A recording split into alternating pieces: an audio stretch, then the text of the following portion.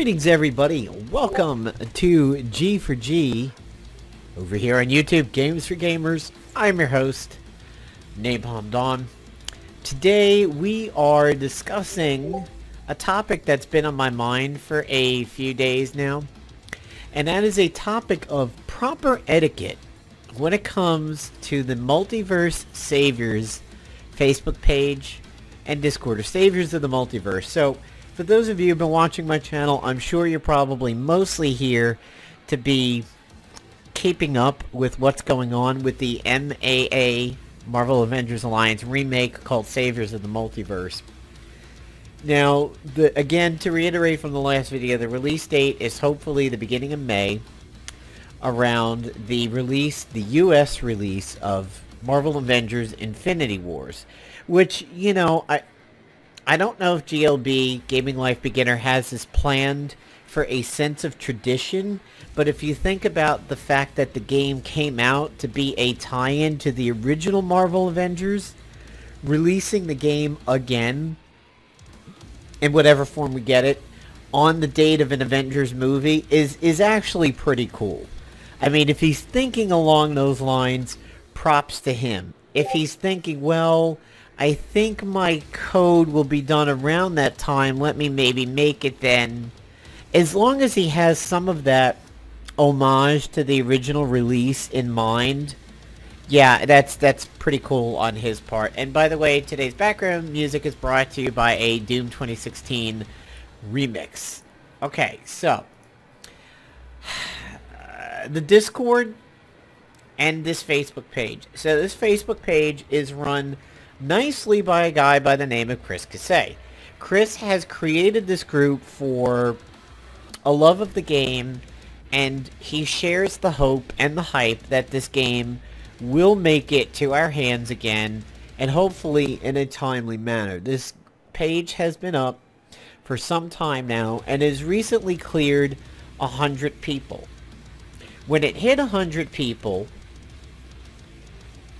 he released a post that said, hey, we've got 100 members, 15 just joined recently. Thank you very much. We appreciate all the work of everybody coming over here and like being part of this group. You know, thank you very much. And this guy, Hassan Deniz, says, no need this, sir. Just make this game and share this. Thanks and greetings from Turkish MAA players. Listen, folks. Creators of the Discord, creators of a Facebook group, myself, the people that you see if you join this Facebook group and this Discord, we are not the makers of this game, okay? Gaming Life Beginner is the guy who's doing all the coding work.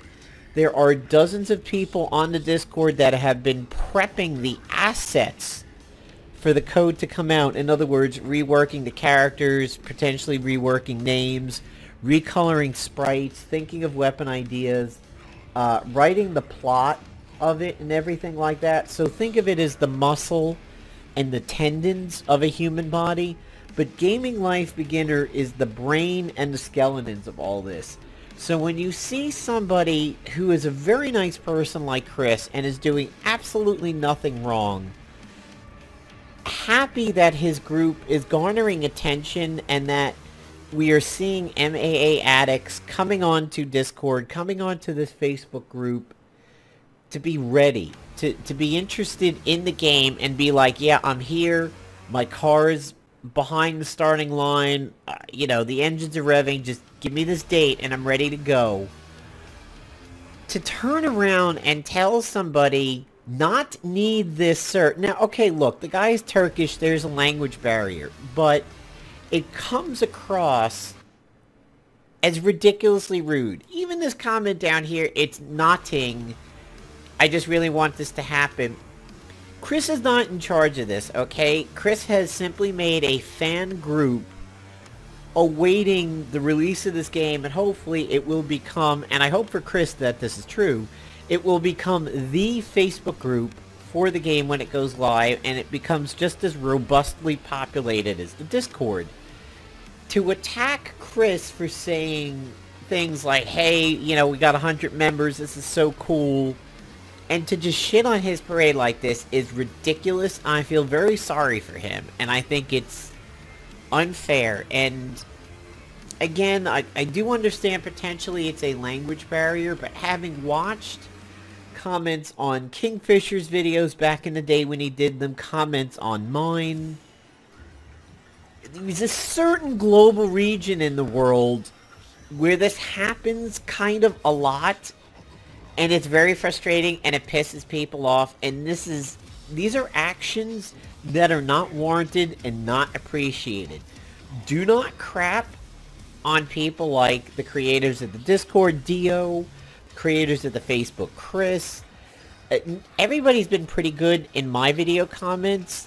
Nobody has gotten particularly crazy. They understand that I'm presenting the news of what is happening, and nobody's like, Jesus, Napalm, release the fucking game already. They understand that I'm not creating it, but I think sometimes with the people on Discord, and poor Chris over here with this Facebook group, they're not in charge of it. They can't do anything. We are all fans. The only person who is doing this is the only person who is actually the most inaccessible, and that's Gaming Life Beginner. And that's an unfortunate thing, and I can't apologize for him, but I can apologize to you fans that are waiting, that he is the most inaccessible person in all of this.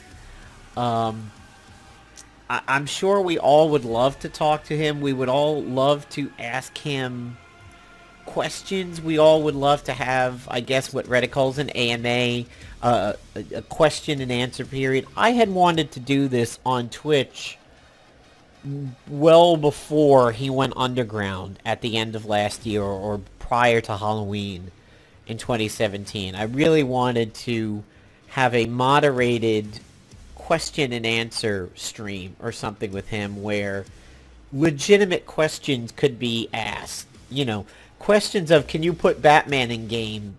And that's going to lead to my next point on this, by the way. We're not going to get through, but like, how are CPs going to drop? What about PvP? Are you going to tell us how to rename things back? Okay, if you're going to tell us how to rename things back, what about the original sprites? Do we have to deal with recolored sprites? Can we move them back to normal? That's a kind of a thing I really wish I could have done for you guys, but that wasn't up to me. There was another person in that, and they went away. But so for what I was saying for point 2 over here, so this is the Multiverse Saviors Discord, as you can see, and unlike the last video where I talked about the release date, you can see how many people are in here now, because this is more of a prime time period of the day, and the Discord has grown a lot. To new people thinking of coming to this Discord, to people who are on this Discord and are relatively new to being here and haven't been here since when there was maybe like 10 people. When you come in here, let me give you some advice on etiquette. Lurk for a little while, okay? By lurk, if you're not familiar with the phrase, it means hang out, be a wallflower. I'm not saying hang in the corner, but, you know, just sit peacefully and calmly, watch what people say, watch what the ideas are, before typing something that could be, like, ridiculously idiotic. And I'm sorry if that sounds harsh, but there has been some things as the Discord has grown where people have had like 6-year-old ideas. These immature, sorry for the fire truck going by, these kind of like 6-year-old ideas in here of, you know, let's make this person an unbeatable god. No, that kills the game. The big one for me is let's bring in characters from outside Marvel. Let me put a squash to that immediately right now. My opinion, and this is obviously not going to be a fact, my opinion is no. Do not bring in characters that are not Marvel to this game. First, let's get the game out there with the characters we had. Then we can begin to add new people in the Marvel Universe, and flat out, I'm sorry, and I don't know how GOB will feel about this, of course. My opinion is no. Not non-Marvel characters, because then you're essentially getting into the game Mugen. If you don't know what Mugen is a open-sourced fighting game that features characters from everywhere. You could have Homer Simpson fighting Ronald McDonald. I mean, this is... you can see some of the characters over here. I mean, well, that's shitty, but that's kind of an example of all the characters in Mugen. 3,200. I mean, you have, in this picture over here, you have Ryu fighting a Darkstalkers character. That's Psylocke fighting Michelle H. That's Ruby Hart fighting Jubilee. I mean, people create their own characters that have their own movesets. I mean, here's Knuckles fighting somebody who is a cartoon character. There's a Pikachu. There's what looks like a panda. If we start bringing in outside characters like from the DC universe, the Watchmen universe, say Todd McFarlane stuff like Spawn or something like that, yes, you could in your mind be like, oh, that would be so cool to have Spawn fight Carnage. Calm down, guys. Like, seriously, this is not the game for that. And let me tell you something that goes beyond an opinion. You might sit there and say, Napalm, I reject your opinion. I think that would be cool to have Spawn fight Carnage. Think about that. That would be epic. And while I could agree with you on that, here's the thing that if this were to happen in the game would be a bad thing. In March, the DMCA is taking a look at the fact that there are these abandoned MMOs out there, and it might become easier to get the rights to revive or get the assets and the structure of abandoned MMOs and get them back out there in a live state and have to worry about the licensing a little bit less. Could be a possibility that even for Saviors in the Multiverse, redoing MAA, that we don't have to do all this work and redoing everything. We could use all the original assets because we're now protected from this. If you start bringing in outside characters, like, let's say, Dr. Manhattan to fight Vision, okay? Or Spawn to fight Carnage, or, hell, Batman to fight Iron Man, or something like that. We could be protected for the rights and the assets, the sprites, everything about the original game the way that it is, but potentially using outside media, like Batman whose rights belong to Detective Comics, that could get us in trouble because it's not protected anymore. It's not part of the original game. And it becomes through strictly as Batman, as a Batman that has existed before, like Gaslight Batman from that was used in that short-lived DC MOBA, DC Infinite or something.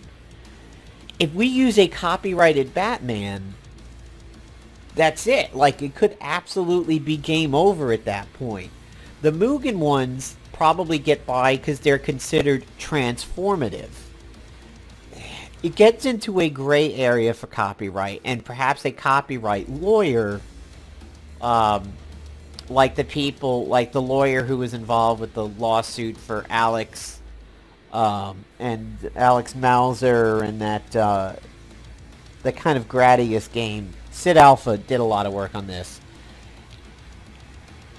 He would probably know how far you have to go before it's transformative and you could use it, but yeah, I really would not expect to see Hyperion versus Superman in Saviors in the Multiverse. Again, we could argue that Hyperion was supposed to be Marvel's Superman, and I get that, but it could really put a distinctive bad notch for this game. So to all the people who are like, yeah, let's bring this in, let's bring that in, I'd really be careful about that. And, you know, the last thing we want to see in here is infighting over ideas and everything like that.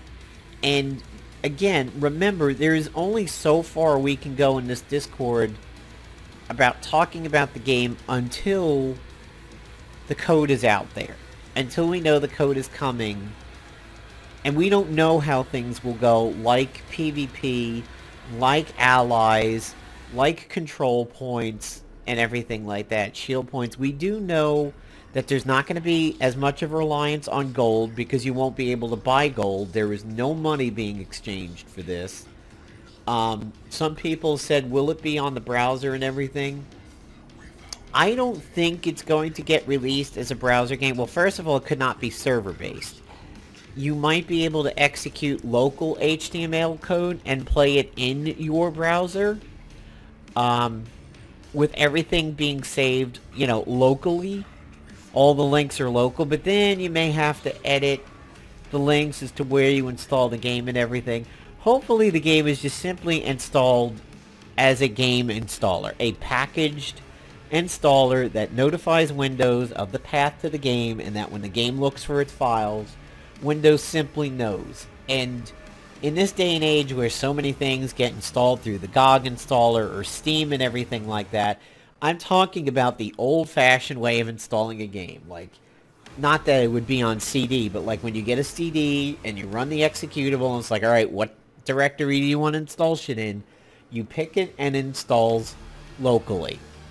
Not like Steam, which uses the Steam architecture and everything, or, you know, Blizzard products install properly.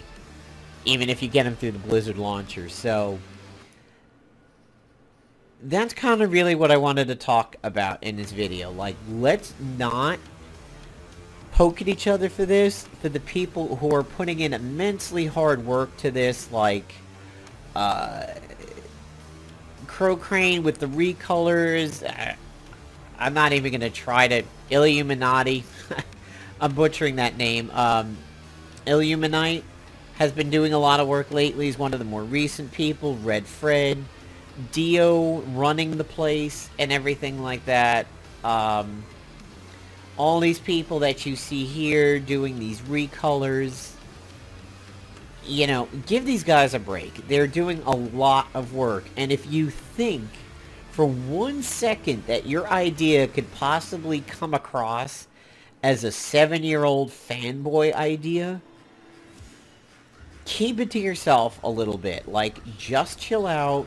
We're not getting DC Justice League in here. You know, we can't make some super all-powerful character that one-shots everything in the game. If there was, my vote would be Molly Hayes, because, you know, I absolutely love Molly Hayes. And trolls in this Discord will be dealt with near instantly. There was somebody who joined a week or two ago who just posted 2 or 3 random pictures with, like, it reminded me of YouTube poop videos where they use a pinch filter and a person's face is, like, pinched in or distorted, or where you mirror duplicate them. And everybody was like, what is this? And is that you? And he's like, no, that's not me. It was just random, and he was kind of talking stuff off topic. Yeah, he got booted the moment Dio saw this guy. Enough people talked about it that Dio was like, who we talking about? And he didn't have to go that far back. Pedro is another one who's done a lot of work, by the way. And we've had, for some people, like a harder time understanding the poor English translations on some of this stuff. Some people have asked things where we're like, what? Because the native language to English question is not coming through. So please understand the majority of this is in an English-speaking Discord. So try to get your English as right as possible over here so we can at least understand and answer properly. Today's hot topic, by the way, is that the beta might be a sandbox mode. And for those who don't know what that means there is no gating. Everything is just available, so you can put the game through its paces and find out the bugs really, really soon. And then when it hits its release, it's set back to what it's supposed to be. That's a hard one to deal with, this game, because if it releases in a sandbox mode, and then comes back to you as a more normal mode, and you've lost your progression, and you know, not every character's released, not every piece of gear is in your inventory or something, you may be tempted to want to hold on to that. I caution you against doing something like that, because you're essentially ruining the spirit of the game. We all probably want to sit there, especially for people like me who were super Spartans and had every character in the game and had gotten them all to 15 by the day that the game ended. We may want to sit in that beta sandbox mode and stay there forever. In that sense, I say, A, you're kind of killing the game. B, hopefully GLB will be smart enough to only have like maybe a chapter in his beta release, beta sandbox release. This way, yeah, you have everybody, but you only have one topic point in front of you. One chapter.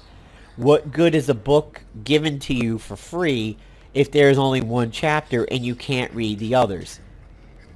Obviously, the future release of the game will be free. We're not talking money, but I'm sure you get the point. So hopefully, GLB will give us a limited sandbox beta where everybody's available, all the weapons are available, but it's maybe a chapter, and nobody would want to even hold on to that no matter how many things are released, because you're going to get bored of it in a week. So again, understand there are a lot of touchy subjects on this that we cannot answer yet because we're not GLB, but people are hard at work on this game, and please give all of those people credit.